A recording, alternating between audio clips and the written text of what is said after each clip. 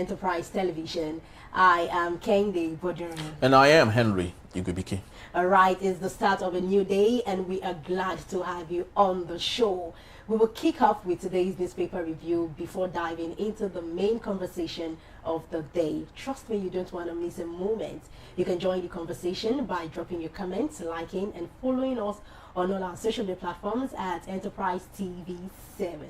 So joining us to share the matters at hand is Wale Ogunade. He's a constitutional lawyer, President Voters Awareness Initiative. You're welcome, sir. Good morning, Barrister Ogunade. Thank you for having me. Good morning, everyone. Thank you so very much. So let's kickstart this morning with the first daily on our desk. What do we have? Okay, we have the Guardian newspaper. So on the top strip, we have INEC rejects 157 applications, clears ADA 13 orders for registration. And also we have the big story here, open defecation crisis worsens, threatens 2030 sanitation target. Okay, we still have implementation of 2025 budget begins in September, says FG. All right, we equally have ADC split deepens as the faction claims court bad Mark and Arebeshola. Still on the top strip, we have banks, FMCG customers top FCCPC's 9,091 complaints. That's 10 billion naira recovery. All right, Barrister, I'd love us to go on this issue. You are the president of the Voters Awareness Initiative, and equally, let's talk about what happened with INEC. INEC rejects 157 applications, clears ADA 13 orders for registration. What's your take on this, knowing that your mandate is to make people go select the parties of their choice, but when INEC is not desiring to register as many parties as possible, don't you think that is a direct infringement on the rights of voters? No, there are rules and regulations guiding how to register as a political party in Nigeria. And of course, that power is conferred on the Independent National Electoral Commission by virtue of Section 222 of the 1999 Constitution. And that is to ensure that those who apply to be registered met all the conditions necessary, because obviously there are contenders and there are pretenders. There are people who are serious and there are the unserious side in the system who just want to saturate and blow up the political space, creating the impression that they are serious for bargaining purposes, so as to ensure that they too have a say, and of course giving them opportunity to have a strong bargaining opportunity when it comes to political issues, as office and all such things that political party does. But be that as it may, INEC, as I've said initially, has the power to regulate all those who will be involved in the political space. And in so doing, they have set up structures, the procedure for doing that, which includes meeting up with offices, structures in all parts of in parts of the federation. And failure to do that, obviously, such people cannot be registered. Just as simple as that. Very true. Very true. All right, so let's move on to have a question for Barrister on that particular one. I wanted to ask this question based on this INEC. How does this affect Nigeria's political landscape ahead of 2027? Well, INEC, the way I heard the National Commissioner for Information and Voter Education, said that it is not an end, it's work in progress, and that they are going to look at it. Those who have issues, they think that they have been shortchanged, should get in touch with INEC for clarification, maybe about their status and all, so that they will be given a good opportunity to give them a second chance to do the registration that they need to do.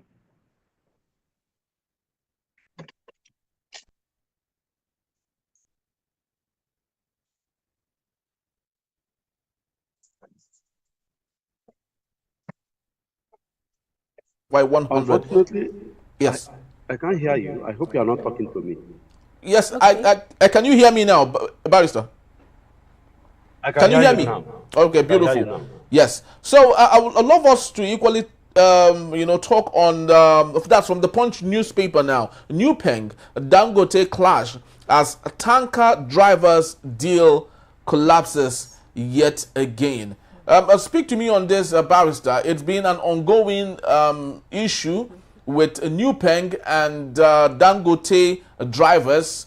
Dangote does not want his drivers to be part of New Peng so that he can control their access to different areas in Nigeria without necessarily, going to strike with New Peng and all others in the future. Speak to me on this. Do you think this is okay in a capitalist economy that we run, or is the New Peng just being jealous and greedy? This is a regular thing. There is no way we can avoid strike because, just as you said, it's a capitalist economy and a capitalist system that we are running. And definitely, the worker will want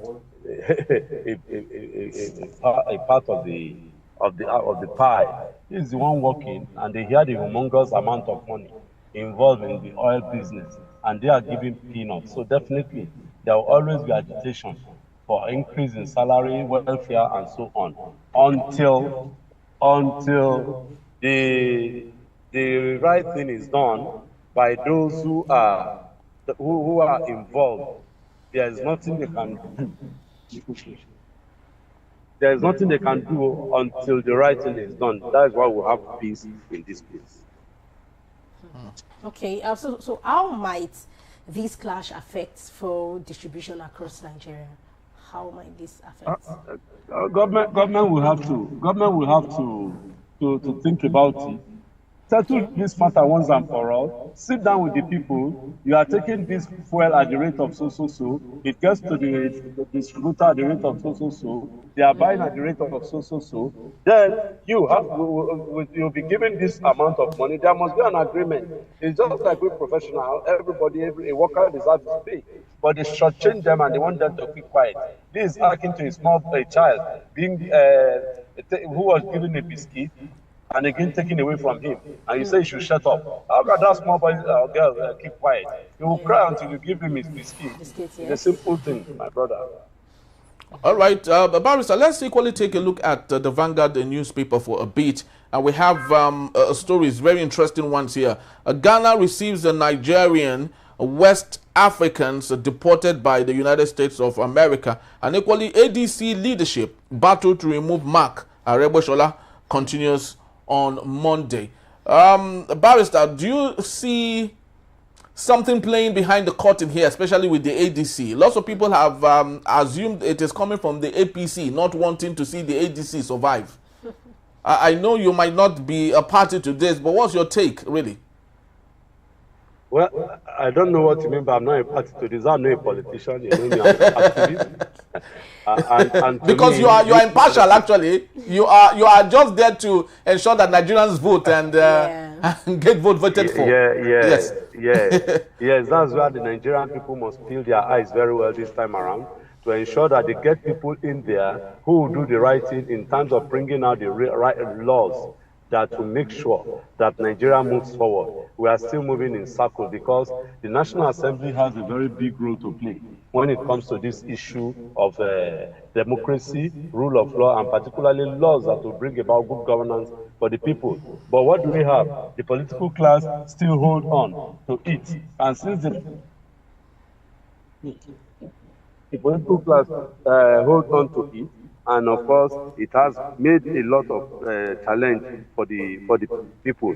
But be that as it may, based on now to your question, the issue is that what is it now? The politicians are at their best now. They are playing politics with each other. I mean, it's a game. Whoever is able to outwit each other. So I want us to just look at them, let them play themselves out. Then we, the voters, when it's time for us, we'll now know what to do. It's as simple as that equally.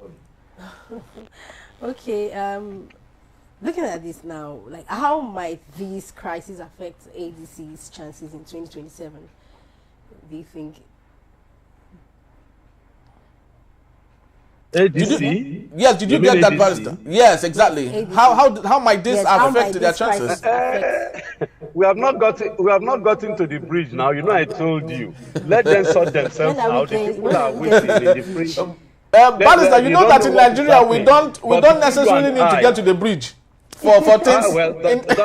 No, this one you have to get to the bridge, because if you don't get to the bridge, the decisions you take. Okay, you say APC is in order on the eve of the election, everything has gone wrong. APC is in order, everything has gone wrong. I mean, I'm sure you can still remember what happened to PDP and NPDP during the last election in 2023. Oh no, 2020. 20, what is the year before 2020? 2018. Yes. 2018 general election. Yeah. You know that some PDP thought it was a strong party, but on the eve of the election, MPDP came up, and of course, before we knew it, PDP went to the election as a disabled party. Some of them, including Bukola Saraki and all of them, they just left PDP midnight, and you saw what happened. So it's not yet Uhuru. So that's why I said, let us get to the bridge, then we'll now cross. All right. I hope we cross the bridge. We hope we even get to the bridge. We'll cross now, Haba. We'll cross. Those of you who cannot cross, we'll pull you along. What's this thing that they use? These people want to drown. Yes. What's this thing now? Yes, we'll call it the life boy. You know, we throw in the life boy and ensure that people. Yes. For people like my sister who is sitting on the fence, we'll drag her along. Don't worry, we'll get there. Let them arrange themselves. We are there waiting for them. All right, that is awesome. It's very motivational to hear, you know, some of these things, because of Nigeria politics, we've so much debated that people do not believe in politicking any longer. They just feel like there's no need. Usually during electionary period. Sorry. Yes, Barrister. Sorry to cut you short. Yes, please do. See, one of the things we want to do now is that as the politicians are organizing themselves, we too, the voters, will begin to arrange ourselves. Let them organize themselves. We will arrange ourselves towards the election. So they're not going to take us for granted as they used to. That's just the way out. And we should not be despondent about it. We should be optimistic that this time around we will get it right, so that we vote in those who can help us to make Nigeria a better place. Simple as that. Just get it right. Yeah, we'll get it right. Barrister, let's go international for a bit here. Ghana receives Nigerians, West Africans deported by the United States of America. Remember, there's a long-lasting rift between Nigeria and America. When America said they would love to bring in deportees from their country to Nigeria, of course, we refused, stating that we have more than enough problem, you know, going on in Nigeria already. So bringing these people from wherever would even cause more problem for us. Fortunately, Ghana had received some of these persons deported from the United States. What do you think this would happen to the relationship with Nigeria already? Nigeria and Ghana, you mean? No, Nigeria and the United States. Or relationship with Nigeria and the US. No, obviously. Nigeria is playing lip service with relationship with US. There is no way Nigeria is going to sever relationship with US. It's a natural thing. Everybody wants to clean up. America wants to clean up. There are so many people in America from Nigeria, and the black race particularly, who are there illegally. We all know that. And they want to put do what we call in law, housekeeping. So there is no big deal about that. The only challenge I will see that will happen is that Nigeria should put in place structures and facilities, including a safety net, that to take care of the people. I guess the last time I was with you on the studio, we discussed it, and I was talking about putting safety net in place, as done in other countries, that God has blessed with mineral resources like Nigeria, that we should just put safety nets on ground to ensure that the country and the people all enjoy the benefits of these God-given natural resources. You hear people, one person putting 1 billion naira in his account another person, 10 billion naira is in account. Whereas you and I, we are just struggling to eke a living. Yeah. Maybe if we are lucky, we get 2,000 naira, 10,000 naira, or a salary of maybe less than 70,000 naira, which even they have approved for us as the minimum wage, and they don't pay on time. Yeah. Again, it's quite frustrating. Quite frustrating. So for such a situation, and there's no way someone will get that type of the money with family and all the hangers, activities, hangers on. I'm sure people, when they see you on air, they will begin to send text messages to you. Because you're a big boy. They don't know how your pocket is. Very well, Barrister. Please help me, please help me. I don't know, maybe they don't do it to you. More than enough. Every day. So when we are faced with such situations, some people to self-esteem will look at it and they will say, instead of being a beggar, then let me see if I can take my destiny in my hands. Particularly, you can be sure, immediately about 30 years ago or so, when I left secondary school, when I was still looking for how to find my feet, my friend went to America, and in 2 or 3 weeks after, he was posing in front of a fantastic sports car. He said he owned it. He showed it. He took picture of his flat, his own flat, and I was managing one small room in my uncle's place, and all. So I looked at it, my friend has become a big boy. Why don't I struggle and get to America? And that's the push. Many people will go there. Indeed, you get to America, there is a place for you. There's all the system out there. You are working somewhere, you go to a car lot, you say that you are working here, they'll give you a car, and all. Life, you begin your life, though on credit, but you are moving on. Yeah, there's nothing like that. So it pushes people to say, okay, if we can get a better life in America or in Canada or so, why not?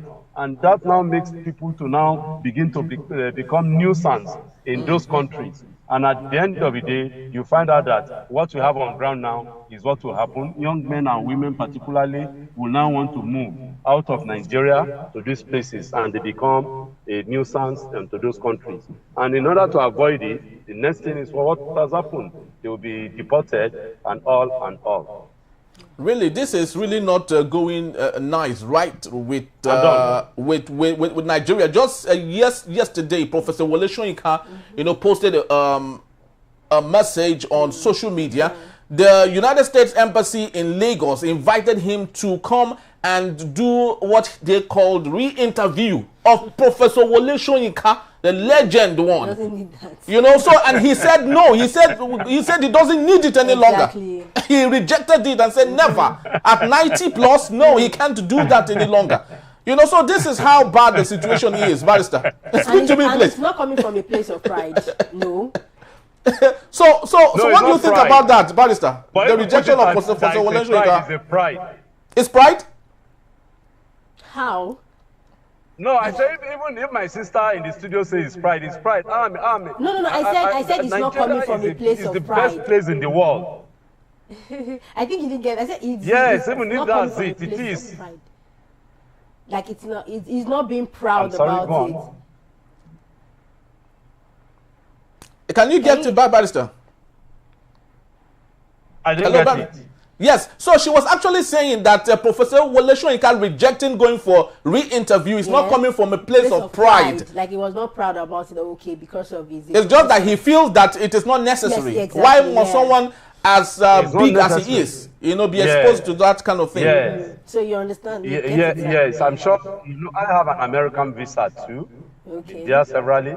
And of course, when the new conditions I saw, I say, well, sorry, what am I even looking for? I will go somewhere to spend holidays. If there's anybody who wants to see me, member of my family, thank God for technology, we will see each other through this video or through the Zoom or on technology platform or the other. So sorry, or FM, maybe I'll go to London. The person will come and meet me in London, we'll do a talk in Canada. But America, except they remove all those restrictions. To me, it's the basin. For those of us who have been there before, then subject us to as if we want to. What do I want to go and run to do in America at this stage of mine?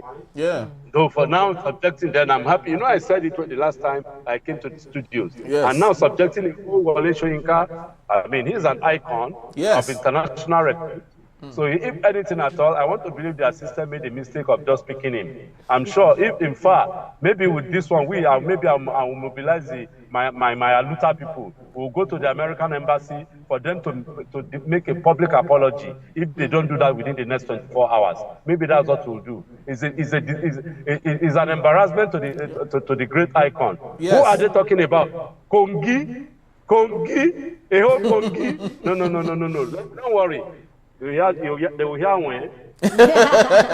Yes, because of the United States is becoming a big bubble right now. It is overrated and overhyped. We'll put a pin to that bubble. We'll put a pin to that bubble. It's becoming overhyped unnecessarily. No.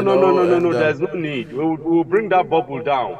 Thank God they have chosen a good target for us to hit them. To hit them from. If they have chosen me or anyone or you, nobody will fight for you. We'll just keep quiet. You want to run away. You want to jack, as they say. But for Ewole Soyinka, then definitely they made a mistake.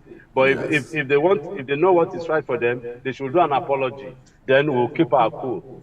Fortunately, they are on Nigerian soil. We'll do what we can do to embarrass them silly.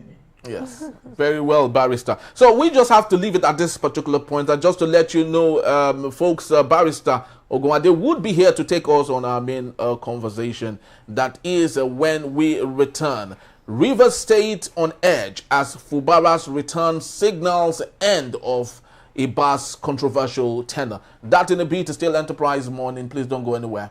We'll be right back. So, Bami will be Rivers.